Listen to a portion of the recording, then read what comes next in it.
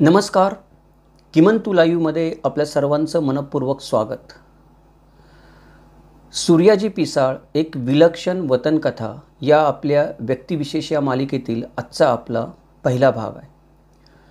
या भागामध्ये आपण जाणून घेणार आहोत सूर्याजी पिसाळ हा फितूर होता की चतुर होता, त्याची गणना आहे ते आपण कशामध्ये करावी. हा पहिलाच व्हिडिओ आहे, त्यामुळे ही मालिका आपण का सुरू करतो आहोत त्याच्याबद्दल थोडंसं बोलणं गरजेचं आहे. याच्या आधी आपण शिवछत्रपती आणि वतनदारीचे दुष्टचक्र ही एक मालिका चालू केली होती.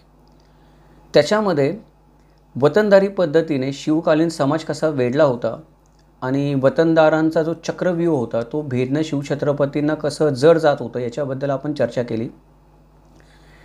ती मालिका पाहिल्यानंतर पुष्कळ आपल्या मित्रांच्या मनामध्ये शंका निर्माण झाली की या गोष्टी खरोखर घडल्या कशा काय.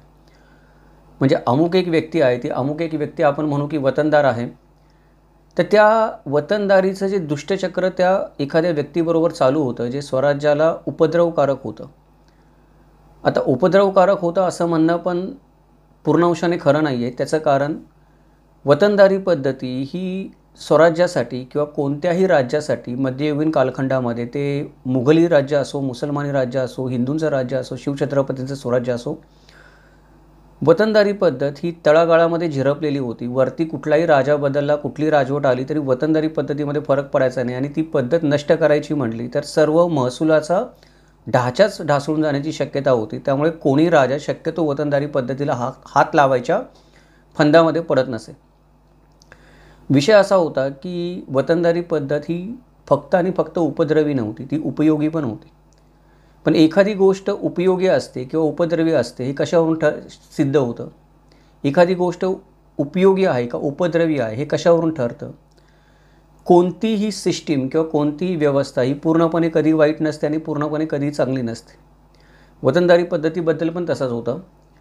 ज्या वेळेला त्या पद्धतीमध्ये असणारा वतनदार हा सत्याची बाजू घेणारा, न्यायी, जनतेची काळजी करणारा असे, त्यावेळेला वतनदारी पद्धत ही जनतेसाठी आणि राज्यासाठी पण उपयुक्त होत असे. आणि त्याच वेळेला तो वतनदार हा स्वार्थी, लबाड, फक्त स्वतःपुरतं पाहणारा, स्वतःचं हित पाहणारा आणि जनतेचा विचार न करणारा, प्रसंगी राजाला पण न जुमानणारा असा एखादा वतनदार त्या पद्धतीमध्ये आला तर मग वतनदारी पद्धत उपद्रवी होत असे. आणि आपल्या सगळ्यांना माहिती आहे की चांगली माणसं समाजामध्ये नेहमी मुठभर असतात आणि वाईट माणसं तुलनेने जास्त असतात. तर वतनदारी पद्धतीमध्ये ही तीच तऱ्हा होती. चांगले वतनदार तुलनेने कमी होते आणि वाईट, स्वार्थी, लबाड वतनदार तुलनेने जास्त होते. त्यामुळे ही व्यवस्था शिवकालीन आणि मध्ययुगीन कालखंडामध्ये बदनाम झालेली होती.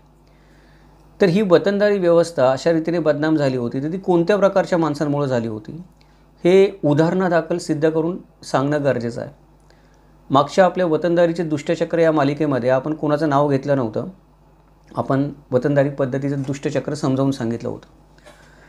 पण नेहमी मला एक प्रश्न विचारला जातो किंवा कोणत्याही व्यक्तीला विचारला जातो जो इतिहासाबद्दल बोलत असेल तर आपल्याकडे काही खास प्रश्न असतात की जे हमखास विचारले जातात. कोणत्याही व्यक्तीने इतिहासाबद्दल भाष्य करायचं ठरवलं की हे प्रश्न त्या व्यक्तीकडे येतातच. उदाहरणार्थ, वाघ्या कुत्रा होता का नव्हता, संभाजी महाराजांची हत्या कशी झाली, सूर्याजी पिसाळ फितूर होता का नव्हता, अमक्या तमक्या माणसाने गद्दारी केली का नाही केली, हे काही ठराविक प्रश्न आहेत. असे एक 20-25 प्रश्नांची यादी निघू शकेल. तर सूर्याजी पिसाळ याच्याबद्दल वारंवार विचारणा केली जात होती आणि आपले एक सबस्क्रायबर मित्र वाईचे आहेत, त्यांनी पण फोन करून याबद्दल भरपूर चर्चा केली आणि मला या विषयातली भरपूर आत्ताच्या काळातली माहिती दिली. पिसाळ घराण्याबद्दल, बावधन आणि आजूबाजूच्या गावामध्ये जी पिसाळ घराणं आहे आत्ताच्या काळामध्ये त्याच्याबद्दल पण मला भरपूर माहिती मिळाली. तर हे सूर्याजी पिसाळ फितूर होता का नव्हता या प्रश्नाचा जेव्हा विचार करायची वेळ आली त्यावेळेला असं लक्षात येतं की रामचंद्रपंत अमात्यांनी वतनदारांचे जे दुर्गुण सांगितलेले आहेत ते सगळे दुर्गुण या सूर्याजी पिसाळमध्ये ठासून भरलेले होते किंवा त्याच्यापेक्षा जास्तच होते. त्यामुळे वतनदारीचा जर आपल्याला दुर्गुणयुक्त चेहरा दाखवायचा असेल, मी वाईट चेहरा म्हणत नाही, मी जसं म्हणलं तसं की ती व्यक्ती कोणत्या व्यवस्थेवर बसलेली आहे, ती व्यवस्था हाताळते, त्याच्यावर ती व्यवस्था चांगली किंवा वाईट होते. सूर्याजी पिसाळसारखा दुर्गुणयुक्त व्यक्ती जर त्या व्यवस्थेचा भाग असेल ती व्यवस्था पण दुर्गुणयुक्त होते. तर या वतनदारी व्यवस्थेचा दुर्गुणयुक्त चेहरा जर दाखवायचा असेल तर त्याच्यासाठी सूर्याजी पिसाळ ही योग्य व्यक्ती आहे. त्याच्यामुळे ही मालिका आपण बनवायचं ठरवलं की सूर्याजी पिसाळ एक विलक्षण वतनकथा. आता विलक्षण वतनकथा काय म्हणायचं, तर या सूर्याजी पिसाळ नावाच्या व्यक्तीने जवळजवळ 4 छत्रपतींकडे पिछा पुरवला स्वतःच्या वतनाचा. म्हणजे जे वतन त्याला पाहिजे होतं, जे त्याला हडपायचं होतं, जे त्याचं नव्हतंच, त्याच्यासाठी त्याने जवळजवळ 20 ते 25 वर्ष 4 छत्रपती बदलले या राज्याचे, तरी त्याने त्या वतनाची आस सोडली नाही. काही झालं तरी पण लांड्या लबाड्या केल्या, त्या खोटेपणा केला, प्रसंगी गरज भासली तर त्याने आपण म्हणतो की दरडावायला पण समोरच्या माणसाला कमी केलं नाही.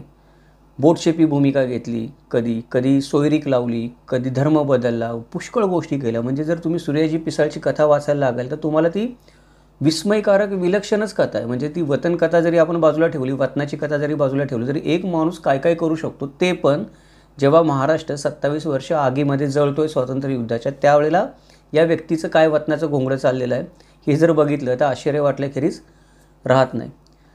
त्यामुळे आपण असं ठरवलं की ठीक आहे, आपल्या सर्वांच्या मनामध्ये प्रश्न आहे, तर याच्यावर आपण चर्चा करूया म्हटलं तर संदर्भ पाहिजेत, अभ्यास पाहिजे. सुदैवाने डॉक्टर जयसिंगराव पवार यांनी मराठ्यांचे स्वातंत्र्य युद्ध या पुस्तकामध्ये प्रकाशित झालेल्या सूर्याजी पिसाळची पूर्ण कथा दिलेली आहे. आणि ही जी कथा त्यांनी त्याच्यामध्ये दिलेली आहे त्याची पूर्वप्रसिद्धी इतिहास संशोधन मंडळाच्या निबंध संग्रह मुंबई 1968 सुधारित आवृत्तीमध्ये आधीच प्रसिद्ध झालेली. पहिली गोष्ट की ही जी कथा आपण सांगतोय ती इतिहास संशोधन मंडळामध्ये प्रसिद्ध झालेली आहे. आणि दुसरी गोष्ट की डॉक्टर जयसिंगराव पवार हे आजच्या आधुनिक कालखंडामधले एक विश्वसनीय नाव आहे, की त्यांच्याबद्दल आपण शक्यतो शंका घ्यायला जागा कमी आहे. त्यांनी जी पुस्तकं लिहिलेली आहेत, त्याचे जे संदर्भ दिलेले आहेत, त्याच्यावरून आपण त्यांना विश्वसनीय इतिहासकार म्हणू शकतो, विश्वसनीय इतिहास अभ्यासक म्हणू शकतो. किंबहुना मला तरी तसं वाटतं. कोणाचं मत काही वेगळं असेल, एखादा अनुभव असेल तर आपण खाली प्रतिक्रियेमध्ये ती गोष्ट शेअर करू शकतो. त्यामुळे जयसिंगराव पवारांनी लिहिलं असेल आणि तो निबंध प्रकाशित झालेला असेल तर त्याच्या आधाराने बोलता येणं हे सहज शक्य आहे आणि सोपं पण आहे. अजून विनाकारण आपण संशोधन करणार आणि तेच मुद्दे शोधून काढणार, त्यापेक्षा याच निबंध संग्रहाच्या आधाराने आपण बोलूयात असं मी ठरवलं आहे. तर ही जी मालिका आपण चालू करतो आहे, 10 भागांची मालिका आहे, ही संपूर्ण डॉक्टर जयसिंगराव पवार यांनी जे संशोधन केलेले त्याच्यावर आधारित आहे. आणि या व्हिडिओच्या सुरुवातीला माझ्यातर्फे आणि आपल्या सर्व सबस्क्रायबर मित्रांतर्फे मी डॉक्टर जयसिंगराव पवार यांचे आभार मानू इच्छितो की त्यांनी एवढ्या चांगल्या प्रकारे कुठलीही बाजू न घेता तटस्थ वृत्तीने जे सत्य आहे ते सत्य आहे आणि ते पुराव्यासहित समोर घेऊन आले आणि एक चांगला निबंध लिहिला. जर आपल्या कोणाला एखाद्या गोष्टीची सत्यनिष्ठ चिकित्सा कशी करायची असेल याचं उदाहरण हवं असेल तर आपण डॉक्टर जयसिंगराव पवार यांनी लिहिलेला हा निबंध वाचणं गरजेचं आहे. त्यामुळे आपण या मालिकेच्या सुरुवातीला त्यांचे आभार मानूयात की त्यांनी खरोखर अभिनंदनीय कार्य केलेलं आहे आणि त्यांच्यामुळेच आपल्याला ही गोष्ट आज सांगता येते. पहिली गोष्ट ही आहे की हा निबंध जरी त्यांनी लिहिलेला आहे तरी त्याच्यामध्ये काही गोष्टींचं विश्लेषण करणं गरजेचं आहे. आपण जेव्हा निबंध वाचतो त्यावेळेला आपल्याला लेखकाचं मनोगत कळतं, संदर्भ कळतात, पण बऱ्याचदा काही गोष्टींचा उलगडा होत नाही की असं का झालं. त्यामुळे आपण जरी त्या निबंधाच्या आधारे ही गोष्ट सांगणार असलो सूर्याजी पिसाळची, तरी देखील आपण ठिकठिकाणी त्या ज्या घटना घडल्या त्याचं विश्लेषण करणार आहोत. त्याचा वतनदारी पद्धतीची ताळमेळ घालून आपण एकमेकांमध्ये कंपेअर करणार आहोत, तुलना करणार आहोत. आपण वतनदारी पद्धत, त्या काळातली राज्यव्यवस्था, त्यानंतर त्या काळातल्या छत्रपतींची वेगळी वेगळी धोरणं, मनोभूमिका, सूर्याजी पिसाळची मनोभूमिका, तर या ज्या सगळ्या गोष्टी आहेत या निबंधामध्ये नसणार आहेत किंवा थोडक्यामध्ये लिहिले आहेत, कारण तो शोधनिबंध सूर्याजी पिसाळपुरता मर्यादित आहे. बाकीच्या घटनांवर भाष्य त्याच्यामध्ये केलं जात नाही, तर ते आपलं काम आहे. ज्यावेळेला आपण अभ्यास करतो तेव्हा त्याचं विश्लेषण करणं आणि भाष्य करणे आपल्या सगळ्यांचं काम आहे. तर ते काम आपण या व्हिडिओच्या निमित्ताने, व्हिडिओ मालिकेच्या निमित्ताने करणार आहोत. चला तर मग विषयाला सुरुवात करूयात. नमस्कार, माझं नाव किमंतू ओंबळे सरकार आणि आपण पाहत आहात किमंतू लाईव्ह यूट्यूब चॅनल. सर्वात आधी सूर्याजी पिसाळ हे नाव आपण डोळ्यासमोर आणलं की आपल्याला नाव घेतल्या क्षणी आठवतं रायगडची फितुरी. सूर्याजी आणि फितुरी हे दोन्ही शब्द एवढे एकमेकांशी घट्ट जोडले गेलेले आहेत महाराष्ट्रामध्ये की कुणी स्वजनद्रोही माणूस जर आपल्याला दिसला तर आपण त्याला लगेच सूर्याजी पिसाळची उपमा देऊन मोकळे होतो. अशा या सूर्याजीच्या फितुरीशी निगडीत असणाऱ्या वाईच्या देशमुखीच्या कथेची आपल्याला या मालिकेमध्ये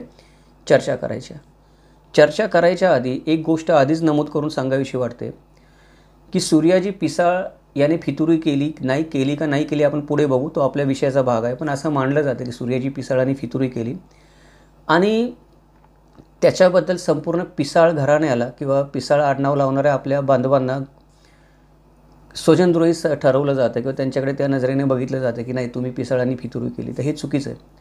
चुकीचं अशासाठी आहे की सूर्याजी पिसाळाने ज्या दुसऱ्या देशमुखाची देशमुखी हडपायचा प्रयत्न केला तो पण पिसाळच होता, म्हणजे दत्ताजी पिसाळच होता. तर ते पिसाळ घराण्यामधले लांबून कुठून नाही कुठून तरी नातेवाईकच होते. म्हणजे एका पिसाळाने दुसऱ्या पिसाळाची जर देशमुखी हडपली तर ती राज्याबद्दल फितुरी कशी होते हा पहिला महत्त्वाचा मुद्दा आहे. किंवा त्या रायगडच्या फितुरीशी आपण काय संबंध आहे तो नंतर बघू. पण त्याने देशमुखी हडपली कशाची? दुसऱ्याच भाऊबंदाची हडपली.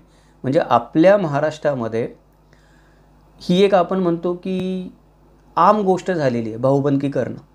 जर मला देशमुख व्हावंसं वाटतं तर मी दुसऱ्या कुठल्या तरी जाऊन देशमुखाची देशमुखी हडपेन ना, माझ्याच भाऊबंदाची देशमुखी का हडपेन मी? पण आपल्याला तसं करायचं नसतं. आपल्याला आपल्याच भाऊबंदाची देशमुखी हडपायची असते, आपल्याच भाऊबंदाचं शेत लाटायचं असतं, आपल्याच भाऊबंदाचं नुकसान करायचं असतं आणि मोठं व्हायचं असतं. हे महाराष्ट्राला लागलेला शाप आहे. तर ही दोन पिसाळांमधली गोष्ट आहे. त्याच्यामुळे कोणी एक पिसाळ आपण असं म्हणू शकत नाही की गद्दार आहे, स्वजनद्रोही आहे वगैरे वगैरे. तर त्या गोष्टी आहेत आपण बाजूला ठेवल्या पाहिजेत.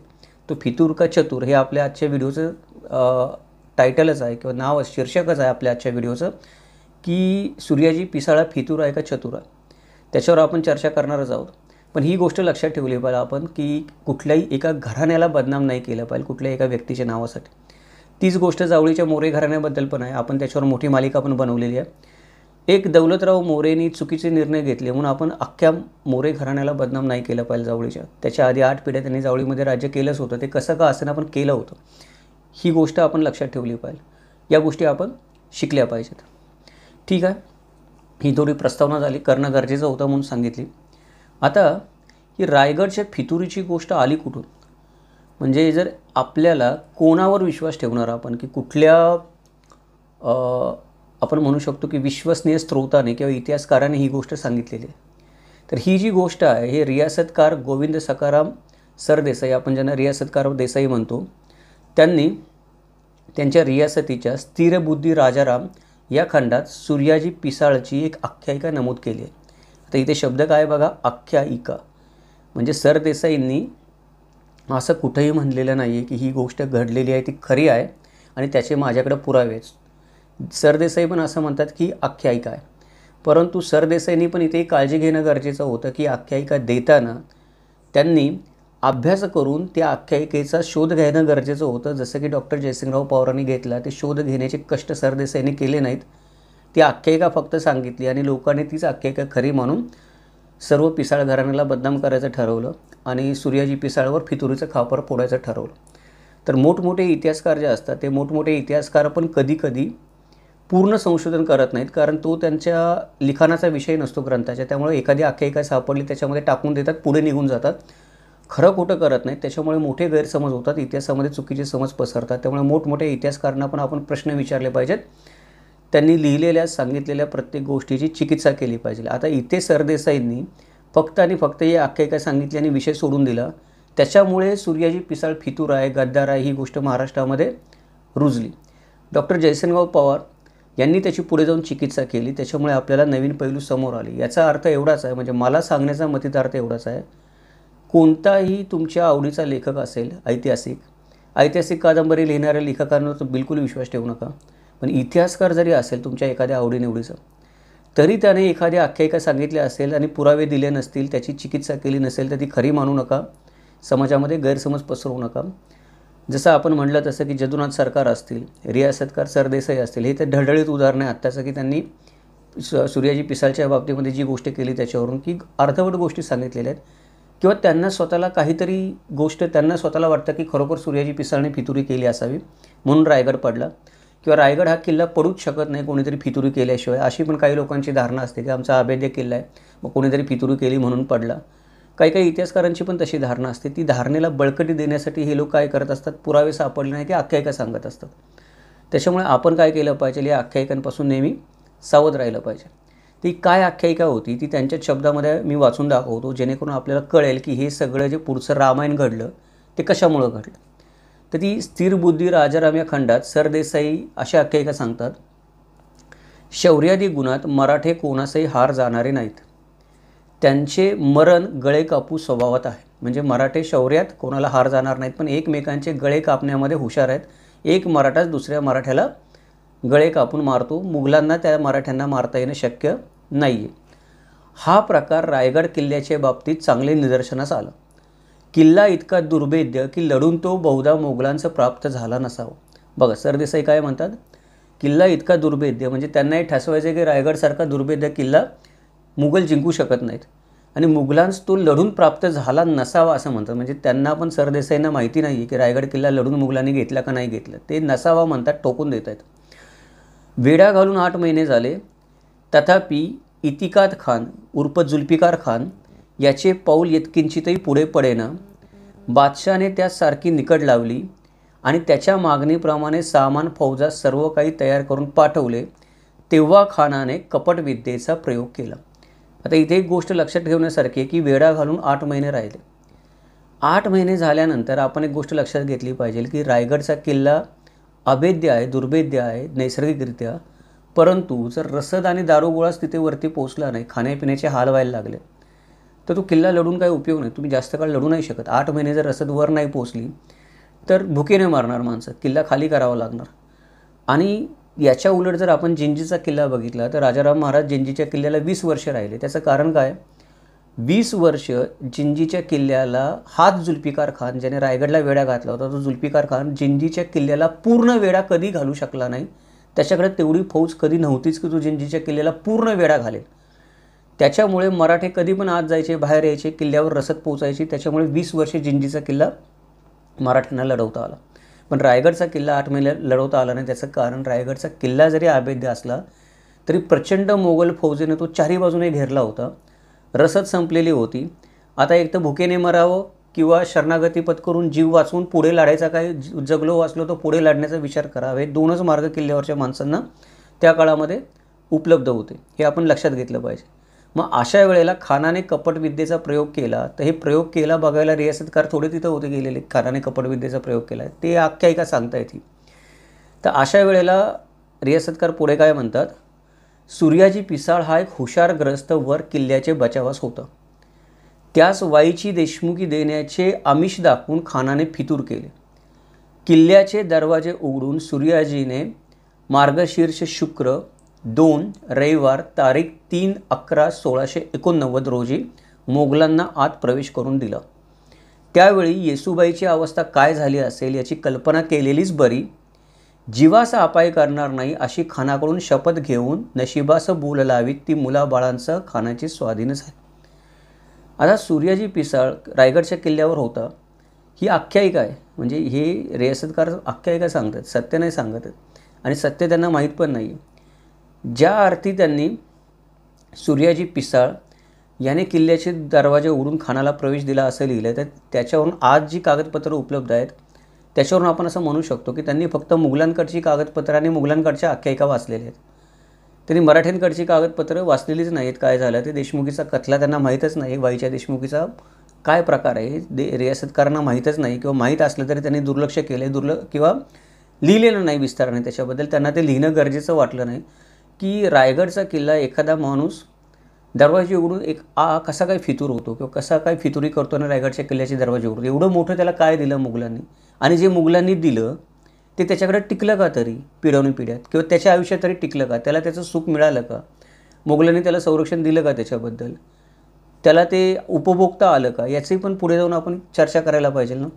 ती चर्चा झालेली नाही का. आता ही आख्यायिका आहे. आख्यायिका असतात. आख्यायिकामध्ये तुम्ही काही म्हणू शकता, परंतु दुर्दैव असं आहे की या ज्या आख्यायिका असतात या आख्यायिका पुढं जाऊन ऐतिहासिक सत्य म्हणून प्रस्थापित होतात. त्याचं कारण आख्यायिका समाज मनामध्ये सर्व लोकांनी सांगून आणि त्याला या रियासतकार देसाईंसारखे अजून पण बाकी इतिहासकार आहेत. आपण आता त्यांचं नाव इथे मुद्दा आहे म्हणून बोलतो आहे. बाकीचे पण इतिहासकार आहेत, कादंबरीकार आहेत. कादंबरीकार मुख्य जबाबदार आहेत. ते समाजामध्ये या आख्यायिका एवढ्या रंगवून सांगतात की त्या आख्यायिकाच नंतर ऐतिहासिक सत्य वाटायला लागतात आणि त्याचा सर्वत्र ऐतिहासिक सत्य म्हणून स्वीकार केला जातो. खरं तर मराठ्यांच्या इतिहासात रायगडाची फितुरी हा अत्यंत गंभीर गुन्हा आहे. म्हणजे मराठ्यांचा छत्रपतीचा वारस त्याला मुघलांच्या ताब्यात देतो एखादा माणूस रायगडचे किल्ले उघडून, तर हा काय साधा गुन्हा झाला का. गंभीर गुन्हा झाला. त्याच्यामुळे सूर्याजीने ही जी कृती केली त्याच्या भूमिकेची पण तेवढी खोलामध्ये जाऊन चिकित्सा करायला पाहिजे होती. आख्यायिका फक्त सांगून भागत नाही, किंवा तुम्ही आख्यायिका सांगूच नका ना, मग तुम्हाला चिकित्सा नाही करायची आहे तर ती चिकित्सा झाली नाही.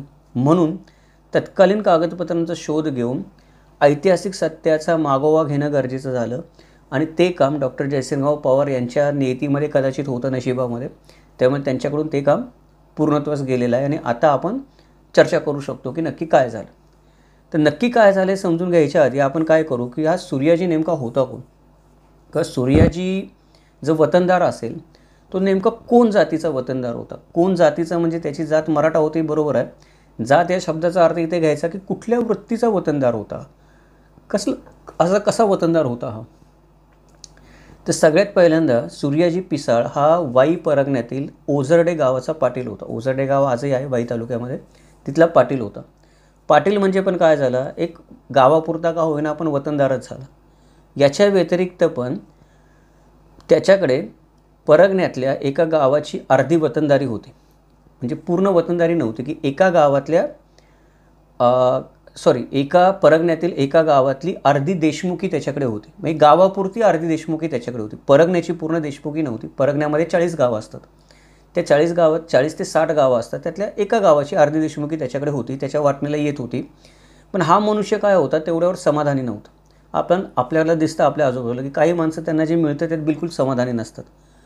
संपूर्ण वाई प्रांताची देशमुखी त्याला कशी मिळेल, कसा वाई परगण्याचा मला देशमुख होता येईल, कसं मला वाई परगण्याचा देशमुख वतनदार होता येईल, याची त्याला आस लागून राहिली होती त्याच्या मनामध्ये. त्याने ठरवलं होतं की ही गोष्ट मला मिळत नाही तोपर्यंत माझ्या जन्माचं काही सार्थक होत नाही. आता अशी जर एखाद्याची महत्त्वाकांक्षा असेल तर ती कशी पुरी व्हावी, याला आपण काय म्हणतो की आसुरी महत्त्वाकांक्षा म्हणतो. की माझा काही संबंध नाही आहे, दुसरा कोणीतरी आहे, त्याचं कसं लुबाडता येईल मला आणि माझं कसं करून घेता येईल, या आसुरी महत्त्वाकांक्षेची माणसं आपल्याला समाजामध्ये सर्वत्र दिसून येतात. तर ही संधी अशा माणसांना तेव्हा भेटते जेव्हा राज्यव्यवस्थेमध्ये अंधाधुंदी माजते. दुर्दैवाने काय झालं, मराठी राज्याच्या दुर्दैवाने आणि सूर्याजी पिसाळच्या सुदैवाने संभाजी महाराजांच्या हत्येनंतर महाराष्ट्रामध्ये एक अभूतपूर्व गोंधळाची स्थिती निर्माण झाली. त्या परिस्थितीचा या सूर्याजी पिसाळने पुरेपूर फायदा आपण म्हणतो की उचलला, त्याने फायदा उठवला त्याने त्या गोष्टीचा. त्याच्या ठिकाणी ही सूर्याजी पिसाळच्या ठिकाणी त्याच्या मनामध्ये त्याच्या स्वभावामध्ये संधी साधू राजकारणी वृत्ती होती, जी इतकी भिनली होती की वाईच्या देशमुखीचा त्याचा काही अर्थार्थी संबंध नव्हता, तरी पण त्यानं तो संबंध जोडला. त्या संबंधाच्या बळावर वाईची अर्धी देशमुखी हडप केली. तेवढं करून पण त्याचं मन भरलं नाही. त्याच्यावर समाधानी न राहता त्याने जी मूळची देशमुखी होती, जो मूळचा तिथला देशमुख होता तो पण दत्ताजी पिसाळच होता, त्याचा भाऊबंधच होता, त्याला बाजूला सारला त्या मूळ मालकाला आणि संपूर्ण देशमुखी स्वतःच्या नावाने करून घेतली. पण एवढं सगळं झालं तरी हे सगळं काय केलं होतं त्याने, खोटाच प्रकार केला होता. सत्य कधी दडत नाही.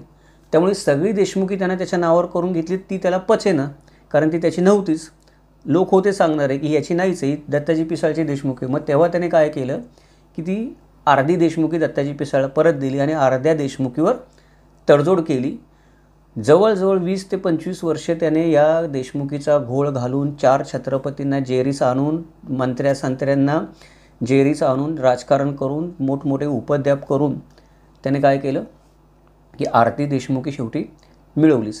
आता हे त्याने जे उपद्व्याप केले ते उपद्व्याप रामचंद्रपंत अमात्य यांनी आज्ञापत्र जो ग्रंथ लिहिला आहे त्या आज्ञापत्र या ग्रंथामध्ये जे वतनदारांची मूल प्रकृती लिहिलेली आहे की वतनदारांची प्रकृती कशी असते, त्यांचा स्वभाव कसा असतो, त्याचं जे वर्णन केलेलं आहे त्या वर्णनाशी तंतोतंत जुळते. जसं मी व्हिडिओच्या सुरुवातीला म्हटलं तसं.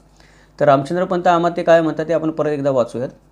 रामचंद्रपंत अमात्य म्हणतात की आहे वतन इतक्यावर कालक्रमणा करावी, सर्व देशाचा स्वामी म्हणजे राजा त्याच्याशी निष्ठेने वर्तावे, कोणाचा अन्याय न करावा हे यांची बुद्धी नाही.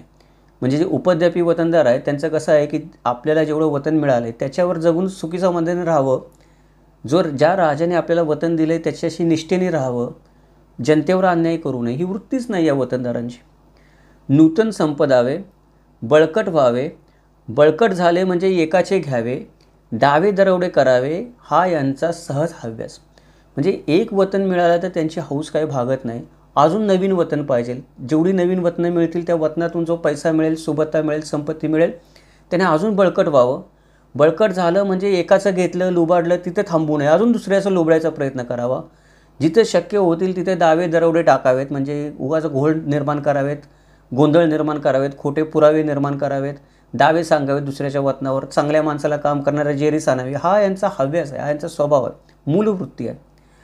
असं केलं की मग राज्यशासन होईल हे जाणून अगोदरच दुसऱ्याचा आश्रय करतात, स्थळे बांधितात, त्यामुळे वाटा पाडतात, देश मारतात, समयी जीवाचीही तमा करत नाहीत. म्हणजे हे सगळे उपद्व्याप जर एखाद्या वतनदारानं केले तर त्याला राजा शासन करणारच आहे. मग ते शिवछत्रपती असू देत, नाही तर औरंगजेब असू देत, नाही तर विजापूरचा आदिलशाह असू देत. असं जर कोणी वतनदार करायला लागला तर सरळ गोष्ट आहे, कधी ना कधीतरी त्याच्या घरावर वरवंटा फिरणार. मग अशा वेळेला काय करायचं की या राजामध्ये जर यांनी उपद्व्याप केला असेल तर दुसऱ्या राजाच्या आश्रयाला जायचं, तिथे जाऊन परत वतनदारी मिळवायची, त्याला काहीतरी सांगायचं, इकडचं तिकडे करायचं, नवीन ठिकाणी परत आपलं बळकट व्हायचं, वाडा बांधायचा, घरं बांधायची, गाड्या बांधायच्या, सैनिक ठेवायचे. त्याच्यानंतर ज्या महत्त्वाच्या वाटा असतात जिथून सैन्य जाता येतं, हल्ला करू शकतं, त्या वाटा पाडून टाकायच्या, जेणेकरून त्याच्या गडीवर कोणी आक्रमण करणार नाही. देश मारतात म्हणजे देश सगळा लुबाडून टाकायचा, सर्वसामान्य जनतेवर आक्रमण करायचं, पिकं जाळून टाकायची, अन्याय करायचा, स्वतःची तुंबडी कसेल ती भरायची. आणि हे सगळं करताना स्वतःचं वतन राखण्यासाठी जीवाची पण पर्वा करायची. काही हो, साम दाम दंडभेद, मी वतनदार असलो पाहिजे, या राजाकडून तरी असलो पाहिजे, हा नाही म्हणतो त्याच्याकडून असलो पाहिजे, तो मला वतन देतो त्याच्यापेक्षा हा अजून 2 वतनं जास्त देतो तर त्याच्याकडे जाणार मी, कोण माझ्या जीवावर उठेल, सगळे राजे माझे वैरी झाले तरी काही फरक नाही पडत, मी मोठा वतनदार झालो पाहिजे. जीवाची पण पर्वा करत नाहीत. परचक्र आले म्हणजे वतनाच्या आसेने अगोदर सुलूक करतात, स्वतः भेटतात, तिकडील भेद इकडे आणि इकडील भेद तिकडे करून राज्यात शत्रूचा प्रवेश करतात, मग तेच राजाचे अपायभूत होऊन दुस्साध्य होऊन जातात. आता या वतनदारांचं फावतं केव्हा? मगाशी आपण म्हणलो तसं की संभाजी महाराजांच्या निधनानंतर जी अंधाधुंदी माजली की कळेनाच की राजा कोण आहे, औरंगजेबाकडे जावं का राजाराम महाराजांकडे जिंजीला जावं, लोकांना कळेनासं झालं. परचक्र आलं. अशा वेळेला काय करायचं की जो मला वतन देईल, मला त्याचं वतन लुबाडायचं दुसऱ्या एका माणसाचं, तर जो राजा मला ते वतन देईल त्याच्याकडे जाऊन आधी उभं राहायचं. वतन काही त्याला स्वस्तामध्ये भेटणार नाही किंवा फुकटात भेटणार नाही, त्याला काही ना काहीतरी कार्य करून दाखवायला लागणार. मग आपल्या राज्यातले काही भेद असतील त्याला सांगायचे, तुम्हाला किल्ला हस्तगत करून देतो, तुम्हाला तो भूभाग जिंकून देतो, एवढे पैसे आणून देतो, असं करून इकडील भेद तिकडे, तिकडील भेद इकडे करून शत्रूचा राज्यामध्ये प्रवेश करायचा. एकदा त्या शत्रूचा राज्यामध्ये प्रवेश झाला की मग स्वतःचं स्थान बळकट करायचं आणि शत्रूला पण आणि आपल्या राजाला पण, दोघांना पण विनाश करण्यासाठी दुस्साध्य होऊन जायचं, स्वतःचं फक्त स्तोम वाजवायचं आणि बळकट व्हायचं. ही या वतनदारांची काय आहे भूमिका आहे.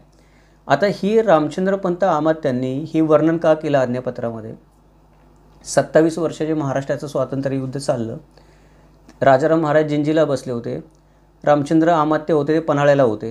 हे वतनदार जे मुघलांकडून मराठ्यांकडे, मराठ्यांकडून मुघलांकडे सारखे इकडून तिकडे पार्टी बदलत असत, येत जात असत स्वतःच्या स्वार्थासाठी, ते भोगावर रामचंद्रपंत अमात्यांनाच लागत असे.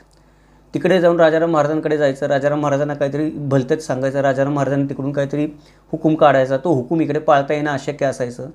तर रामचंद्रपंत अमात्यांना, त्यानंतर शंकराजी नारायण असतील, संताजी घोरपडे असतील, या सगळ्या लोकांना याचा मोठा मनस्ताप भोगावा लागला या वतनदारांच्या उपद्व्यापांचा. त्याच्यातून त्यांनी हे जे लिहिलं आहे ते खरं वर्णन लिहिलेलं आहे आणि पोटतिडकीने लिहिलेलं आहे की कसं राज्याला बुडवतात वतनदार म्हणून ते.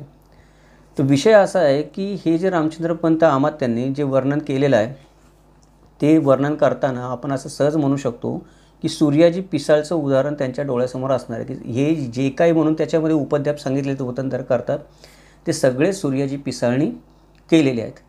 त्याच्यामुळं हे संधी साधू वतनदार आपण ज्यांना म्हणतो की चांगल्या वतनदारांबद्दल आपण बोलत नाही. मग अशी म्हणलं तसं आपण की मुठभर माणसं चांगली असतातच नेहमी, 80% माणसं वाईट असली तरी 20% माणसं जगात चांगली असतात, तर 20% वतनदार चांगले पण आहेत जगामध्ये. पण हे संधी साधू वतनदार आहेत, त्यांचे जे दुर्गुण रामचंद्रपंत अमात्यांनी सांगितलेत त्या दुर्गुणांना सूर्याजी पिसाळ कुठंही कमी पडणारा नव्हता. म्हणजे हे सगळेचे सगळे दुर्गुण त्याला लागू होतच होते. किंबहुना या व्हिडिओच्या सुरुवातीला म्हटलं तसं अजून 2-4 दुर्गुण त्याच्यामध्ये जास्तच होते की दुर्गुणांनी युक्त संधी साधू वतनदार कसा असावा याचं मूर्तिमंत उदाहरण हा सूर्याजी पिसाळ होता. तर आपण इथे सुरुवातीला असं म्हणू शकतो की सूर्याजी पिसाळ हा मूर्तिमंत दुर्गुणयुक्त वतनदार होता. पण तो फितूर होता का चतुर होता? मी त्याने जे काही केलं ते वतनासाठी केलं, स्वतःच्या वैयक्तिक स्वार्थासाठी केलं, ध्येयासाठी केलं का फितुरीसाठी केलं? त्याने त्याच्या फितुरीमुळे स्वराज्याचं काही नुकसान झालं का? तर दुर्गुणयुक्त वतनदार होता एवढं सत्य आहे. तो चतुर होता का फितूर होता ते आपण या मालिकेमध्ये पुढे बघूयात. लक्षात ठेवलं पाहिजे आपण की एखादी व्यक्ती दुर्गुणयुक्त असेल तर ती फितूर असेलच नाही, आणि ती चतुर असेल तरी पण तिला आपण फितूर म्हणू शकू असं नाही. आपल्याला वस्तुनिष्ठ मूल्यमापन केलं पाहिजे. तर वस्तुनिष्ठ मूल्यमापन एवढंच आहे की संधी साधू दुर्गुणयुक्त वतनदाराचं मूर्तिमंत उदाहरण सूर्याजी पिसाळ आहे. आता उद्याच्या भागामध्ये आपण पाहूयात की हा जो सूर्याजी पिसाळ आहे, या सूर्याजी पिसाळाने हे जे उपद्व्याप केले ते चांगल्या वतनदारांना कसे भोगायला लागतात. म्हणजे हे संधीसाधू वतनदार हे जे उपद्व्याप करतात ते प्रामाणिक निष्ठावंत वतनदारांना कसे भोगायला येतात गरज नसताना, आणि जो निष्ठेने काम करतो, जो प्रामाणिकपणे काम करतो त्याच्या वाट्यालाच कसा वनवास येतो. आणि आपण म्हणतो की चांगल्याचंच नेहमी वाईट का होतं, ते ह्यासारख्या संधीसाधू लोकांमुळे होतं. ते सूर्याजी पिसाळमुळे किंवा याच्यासारख्या सूर्याजी पिसाळ एक नाव झालं. अशा सर्व संधीसाधू वतनदारांमुळे जे आपण म्हणतो की स्वामीनिष्ठ किंवा स्वराज्यनिष्ठ वतनदार होते त्यांच्यासमोर कशी इकडे आर आणि तिकडे वीर अशी परिस्थिती निर्माण झाली. त्यांना धरलं तर चावते आणि सोडलं तर पळते असं अवस्था कशी निर्माण झाली, आणि कसं परागंदा व्हावं लागलं त्यांना स्वामीनिष्ठेसाठी, त्यांचे कसे हाल झाले या वतनदारांच्या संधीसाधूपणामुळे, ते आपण पुढच्या भागामध्ये पाहूयात. त्याचं नाव आहे सूर्याजी पिसाळ वतनप्रेम की स्वामीनिष्ठा. म्हणजे सूर्याजी पिसाळमुळे इमानदार वतनदार जे होते त्यांच्यापुढे जो पेच पडला की स्वामीनिष्ठा बाळगावी का वतनप्रेम बाळगावं, आणि त्याला हे संधीसाधू वतनदार कसे कारणीभूत होते पाहूयात पुढच्या भागामध्ये. आज आपण इथेच थांबूयात. हा भाग आपल्याला कसा वाटला ते आवर्जून कळवा. आत्ता आपण जे विश्लेषण केलं ते आपल्याला आवडलं असेल, हा व्हिडिओ आवडला असेल तर व्हिडिओला लाईक करा, शेअर करा. या व्हिडिओच्या निमित्ताने आपण प्रथमच किमंतू लाईव्ह चॅनलला भेट देत असाल तर चॅनलला सबस्क्राईब करा, नोटिफिकेशन बटन ऑन ठेवा, जेणेकरून असेच आपल्याला वेगवेगळे व्हिडिओ माहितीपूर्ण ऐकता येतील. हे असे संशोधनपूर्ण विश्लेषणात्मक व्हिडिओ बनवण्यासाठी नेहमीच प्रायोजकत्वाची गरज लागत असते. कोणत्याही माध्यमातून आपण किमंतू लाईव्ह चॅनलला काही सहाय्य करू शकत असाल तर आपलं स्वागत आहे. अशा प्रकारचे इतिहासाचं वस्तुनिष्ठ मूल्यमापन, तर्कशुद्ध विवेचन आणि चिकित्सक विश्लेषण करणारे व्हिडिओ ऐकण्यासाठी पाहत राहा किमंतू लाईव्ह. भेटूयात आपण उद्या दुसऱ्या भागामध्ये. जय महाराष्ट्र, जगदंब.